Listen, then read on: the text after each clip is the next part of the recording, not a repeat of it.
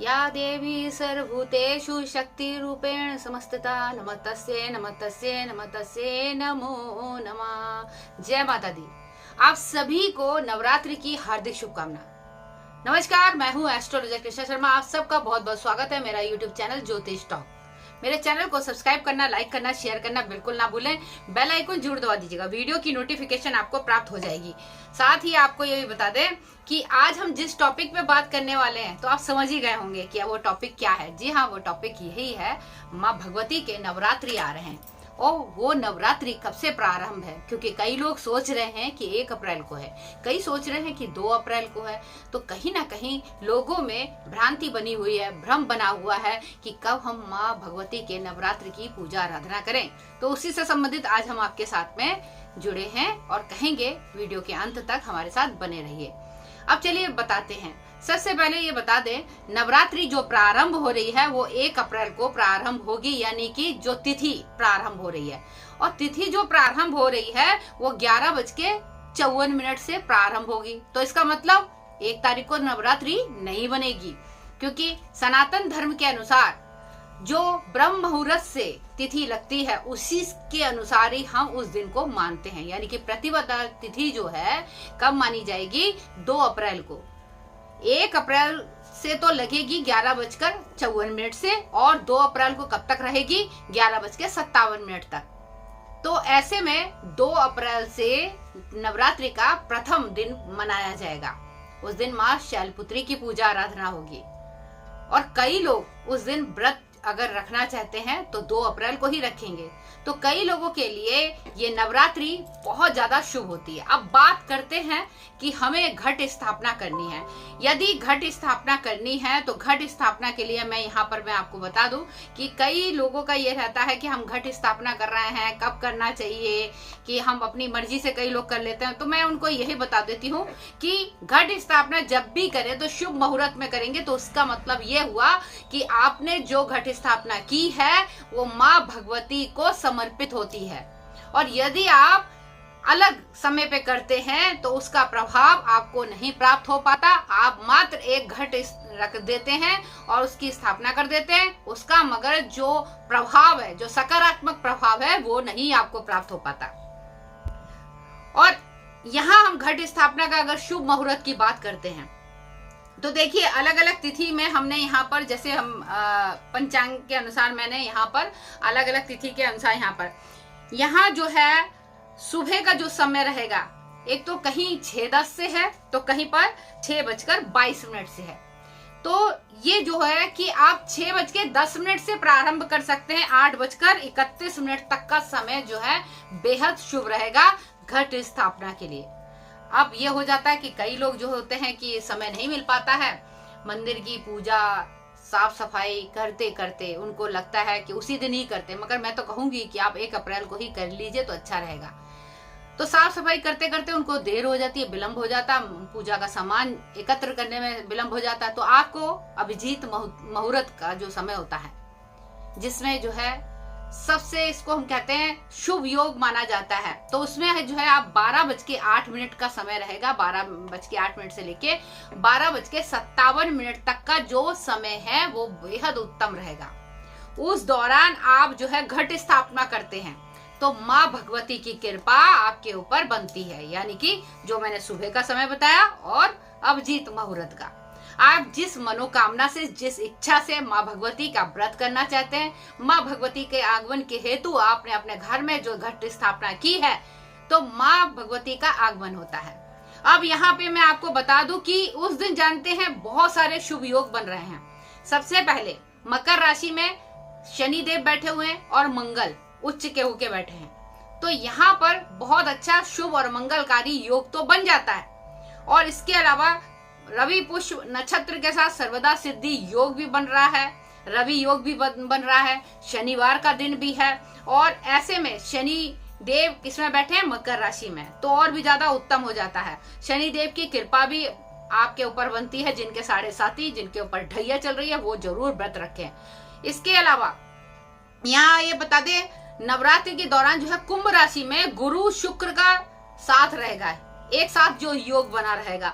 Mean में सूर्य बुध के साथ रहेंगे तो सूर्य मीन राशि में रहेंगे तो यहाँ पर गुरु अस्त रहेगा, तो उसका प्रभाव क्या कहते हैं कि हम इसको कहते हैं खरमास भी चल रहा, तो गुरु अस्त रहेगा तो उसका तो हम ये कहेंगे कि इतना हमारे लिए ज्यादा अच्छा तो नहीं है। मगर बुध बैठा है मीन राशि में, और मेष राशि में चंद्रमा, वृषभ राशि में राहु, वृश्चिक राशि में केतु देव विराजमान रहेंगे।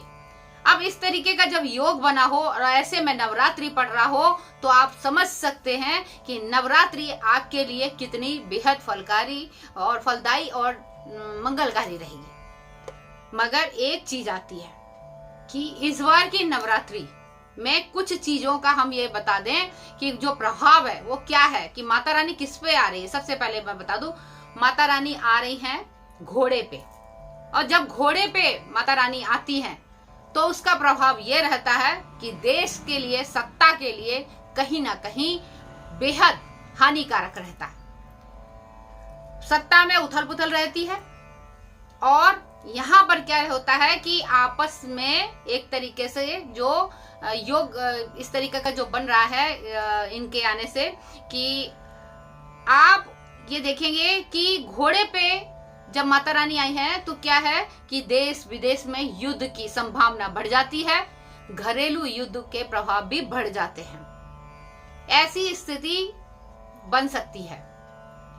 मगर हमने जिन राशि वालों के लिए बताया उनके लिए तो शुभ है, बाकी राशि वालों के लिए भी शुभ है, क्योंकि घर परिवार में आप जरूर पूजा आराधना कराएं, क्योंकि ऐसा समय चल रहा है जो बहुत ही ज्यादा कष्टदायी भी है। तो ऐसे में माँ भगवती सबकी रक्षा करे, और शुभ मुहूर्त में घट स्थापना करें, शुभ मुहूर्त में माता भगवती की पूजा आराधना करें, और इसके अलावा अपने घर में माँ भगवती को बुलाकर अपने परिवार को उनका आशीर्वाद और साथ ही मंगलकारी अपने परिवार के लिए कुछ कामना करें।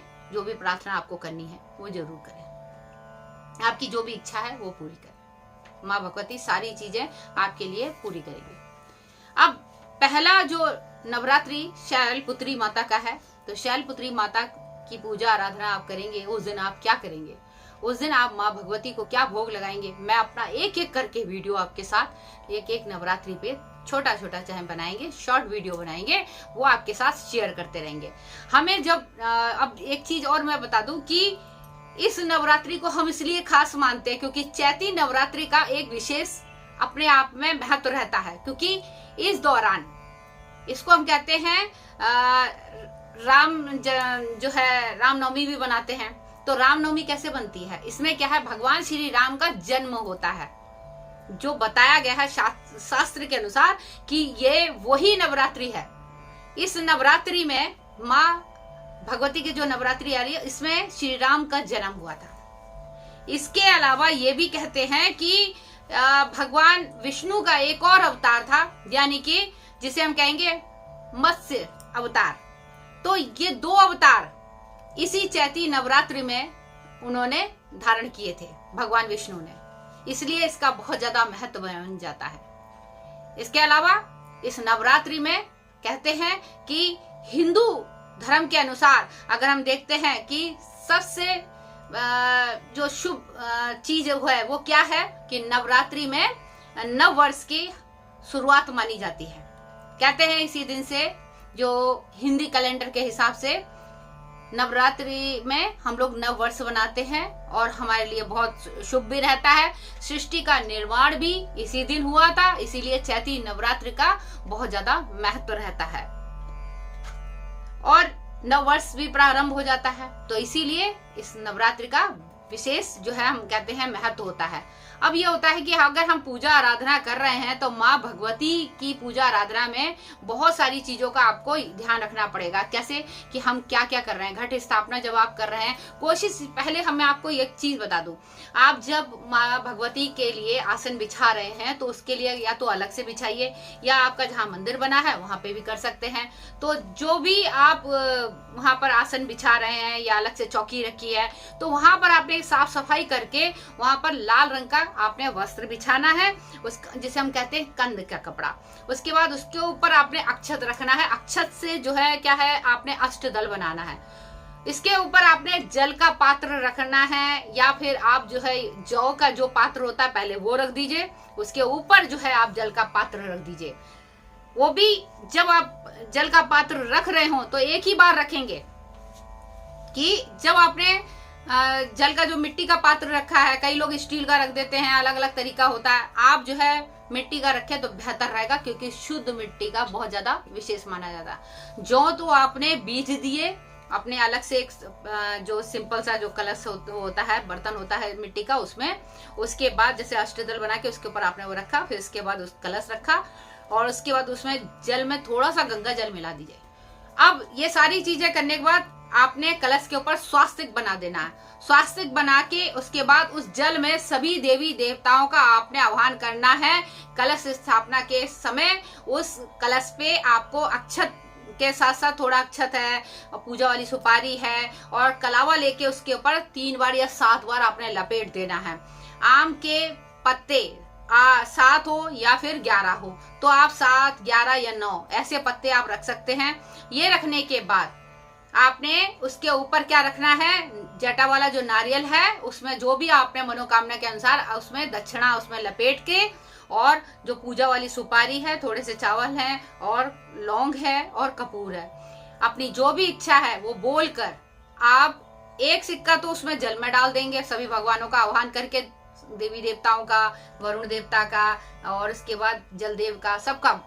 उसके बाद जो है आप उसको जो ढक के उसके बाद कलश रख दें, उसके पर नारियल रखेंगे और माँ भगवती का आह्वान करेंगे, और नारियल को लपेट देंगे। अपनी जो भी मन्नत आपने बोली है, जो भी मानी है, उसके चुन्नी लपेट के उस नारियल को रख देंगे।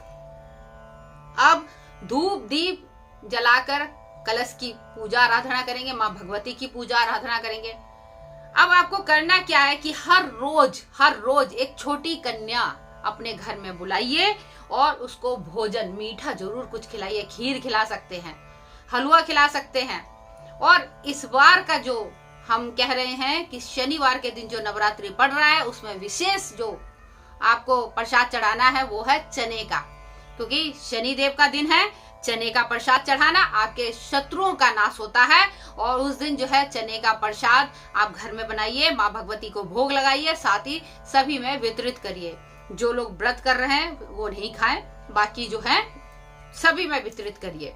हलवा चना किसी कंजक को जरूर खिलाएं, इससे माँ भगवती आपके ऊपर अपनी कृपा दृष्टि बनाएगी। और सारी चीजें मैंने आज आपको जैसे बताया है। अब ये बता दे, कलश हिलना नहीं चाहिए।